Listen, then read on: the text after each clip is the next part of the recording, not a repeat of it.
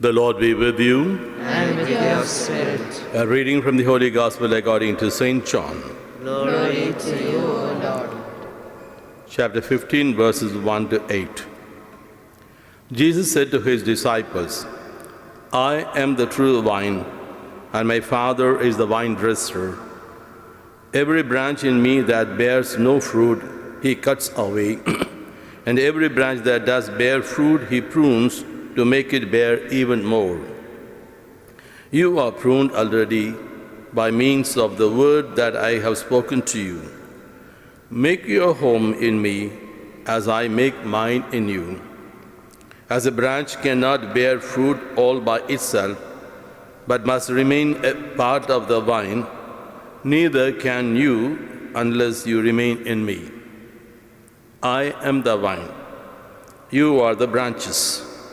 Whoever remains in me, with me in him, bear fruit in plenty. For cut off from me, you can do nothing. Anyone who does not remain in me is like a branch that has been thrown away, and he withers. These branches are collected and thrown on the fire, and they are burnt. If you remain in me and my words remain in you, you may ask what you will, and you shall get it. It is to the glory of my Father that you should bear much fruit, and then you will be my disciples. The Gospel of the Lord. Praise to you, Lord Jesus Christ. Dearly beloved in Christ Jesus, in the first reading taken from the Acts of the Apostles, we find there was a kind of dispute between the Jewish converts and also Gentile converts over the issue of circumcision. Those who were Jewish, they insisted the new converts from the Gentiles, the Greeks and so on, they should also be circumcised. And it was a big fire. It went on like a big fire among the early Christians. And then the apostles had to come together and settle the matter and so on. While this is a big issue among the believers, but what is exactly God expects from us? Very often we fight on small issues of faith or of practices. And then you forget what really God wants from us. What really He is particular about, and that we read in the second reading. That's from the Gospel. The Lord says, abide in me. And as I told you in the introduction, we all like God should listen to us. In other words, God should obey us. We will give Him our prayers like a commandment. Commands, this I want, this I want, this I want, and we expect that He should obey us. And if He listens to us, we are happy with Him, because He is very obedient. Sometimes He is more obedient than us. Sometimes He is so weak that He cannot but obey our prayer, and He is so vulnerable before our love for Him. Okay, because He loves us so much, He makes Himself so weak. But as for us, we hardly listen to Him. We don't much worry about doing what He wants. And that's the reason why He says towards the end of this Gospel reading, if you remain in me and my words remain in you, you may ask what you will and you shall get it. So in other words, if you want to really get what you want, you should remain in me.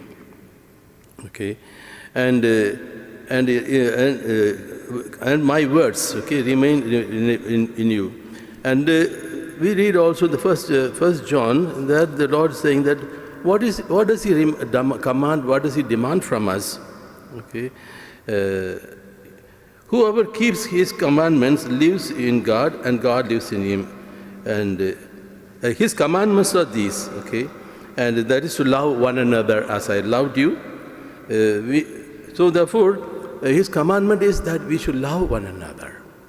In other words, He wants that we should obey to this commandment, that there should exist sufficient love among us.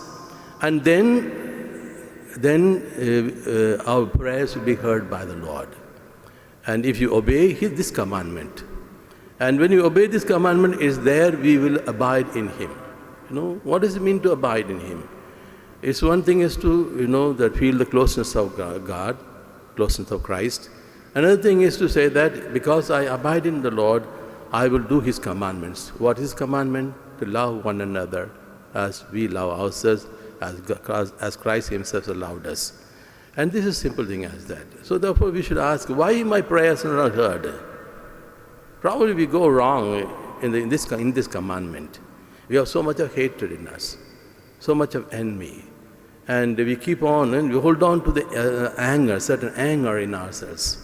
We get angry, okay, but we keep anger, and which means we are failing to keep the commandment, love one another as I loved you, love as you have loved yourself, and so on.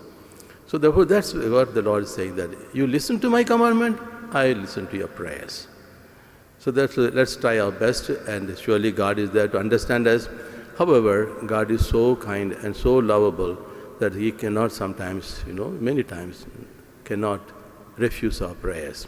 And especially during these days, we have a lot to pray for our people who are being affected by coronavirus back in our own countries. Okay? We hear so many shocking news. And therefore we can only ask the Lord, please be kind to us. Please be merciful to our people. And we will be able to also add more power to our prayer if only we can also observe the commandment of love. May God give us peace.